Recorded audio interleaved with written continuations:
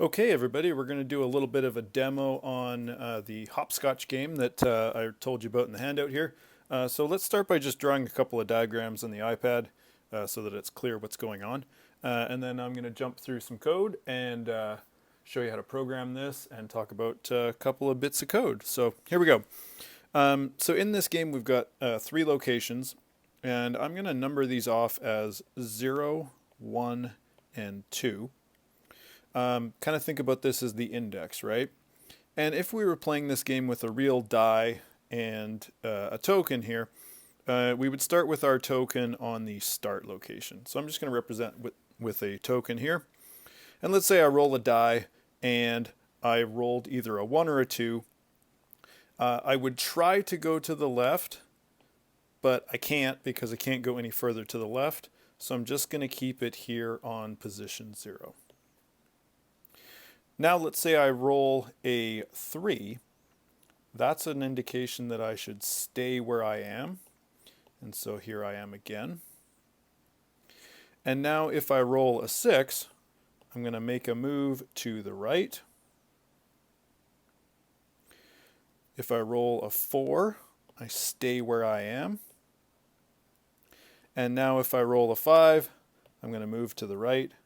And I get to the ending location here, which is my location number 2, and that's a win. And so in this example here, it took me 1, 2, 3, 4, 5 rolls, and I got a winning condition. Hopefully you've kind of noticed all of the key pieces to this. Moving to the right, staying where you are, or moving to the left. We're obviously going to need an if statement in this first situation here, where if we're trying to move to the left, we've got to make sure that we don't move any farther left than the starting location. Because if we do, then we've added an extra location or piece of the game, which is not ideal. So that's the basic setup. Let's now switch over to Eclipse and let's do some code together. Okay, here we are in Eclipse. We're going to start by working with our form. We're going to add a radio button to the form here and get this resized and going to give it a good name. So calling this Hopscotch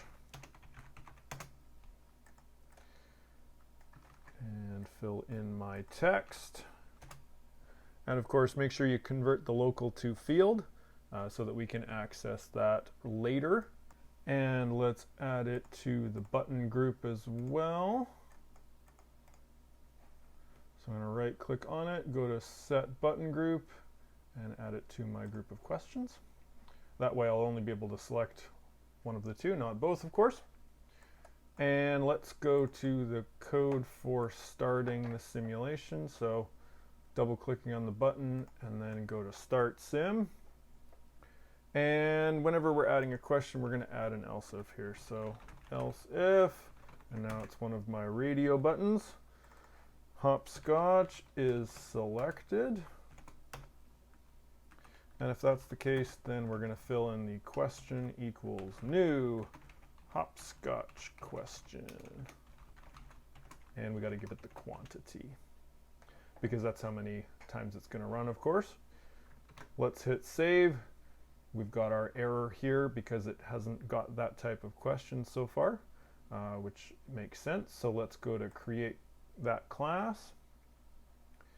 And we're going to put it in the questions package. It picks up that the superclass should be called question, which is good. And let's turn on the constructor from the superclass. And the thing that that's going to generate is the piece of this that fills in the total number as well. So that's a perfect spot to start. Now, whenever I'm doing these, I always like to work off of an example. So I'm going to open up my heads or tails question. And let's go split screen here by dragging the tab over. And I can use Control M to go full screen here. So we're going to work right off of our heads or tails question here as we are putting this together. So our run simulation here is going to have the same exact format as before. So it's a while loop. And at the bottom of that while loop, we're going to add the current and increase the attempt. So I better have that string in here as well. And let's start it out with the empty string. And now in this question here, we're going to make up to 8 rolls, or we win. Whichever comes first is whenever we're going to stop. So let's have an int I equals 0. And while I is less than 8, and I haven't won yet. So if we're checking that win equals false, we better have a local variable for that. And that's going to be called win. Start it out with false, so that we start by running the loop here. And at some point inside of this while loop here, one of two things is going to happen. I is going to reach 8, and we run out of rolls. Or if we get win turned into true, that's going to kill it here as well. I also need an int for keeping track of my location. So I'm going to use loc, short for location. And I'm going to start that out at 0 because that's my starting location on the left side. Our first thing to do here is let's roll a die. So kind of like what we did with heads or tails, we're going to make a sub called roll, which is going to be kind of like flip. It's going to use math.random, but we're going to turn it into 1, 2, 3, 4, 5, or 6. So let's have an int for that to go into. And by declaring that die is an int beforehand, Eclipse knows that this better give us back an integer. So now when I try to create my roll, it's going to automatically pick up that the result of this has to be an int that can get returned. So let's grab our randomization here. So math.random is going to give us back a double. So I'm going to call this R. And let's remember that math.random spits you back greater than or equal to 0.0, but for sure less than 1.0. So if I take this and multiply it by 6, that's going to give me 0.0 up to 5.999. And what we're going to do with this is we're going to add 1 to it. So as soon as I add 1 to it, now I've got 1.0 up to 6.99999. And by chopping off the decimal places with a cast to an int, now I've got 1 through 6. And so my roll coming back from this is going to get put into a variable called die. And now let's figure out if we got 1, 2, or 3, 4, or 5, 6. So if my die is less than or equal to 2, this is going to be my go to the left situation. Else if it wasn't 2 or less, but it was 4 or less, so this is going to be my stay.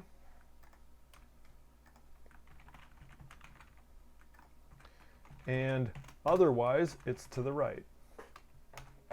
And because roll only spits back a max of 6, if it's not less than 4 and it's not less than 2, of course that's going to make this the 5 or 6 situation.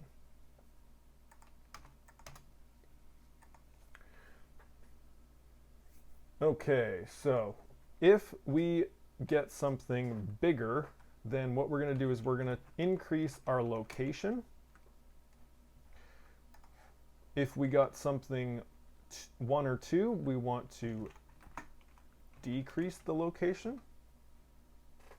But really important, let's make sure to never go smaller than 0. So if the location is smaller than 0, then set it back to 0.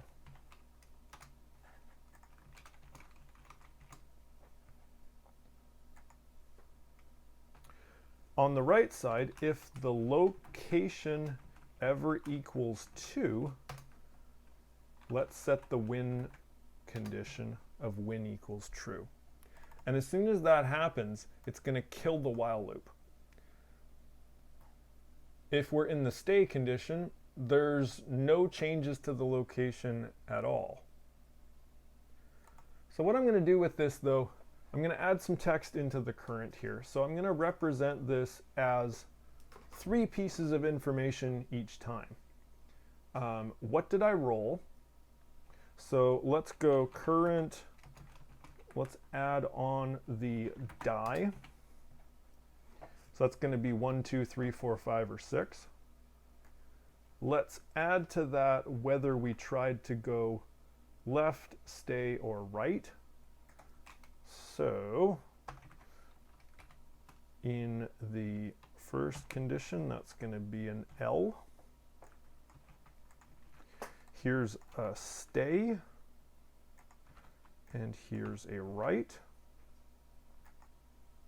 And after I've made the move, let's add on to that, where am I now? So the location that I've moved to.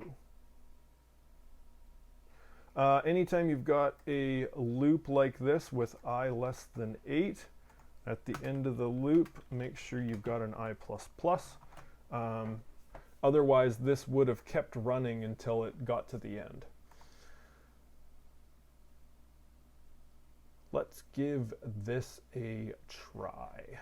So I'm going to run my FRM probability. Let's select our hopscotch. Okay, that's a little bit hard to read, so let's clean this up a little bit by adding some spaces. So after we add the location here, let's also add a space. And I'm also going to add an indicator of whether I won or not, so I'm going to add just a couple of spaces. Win! And let's have a look at that now.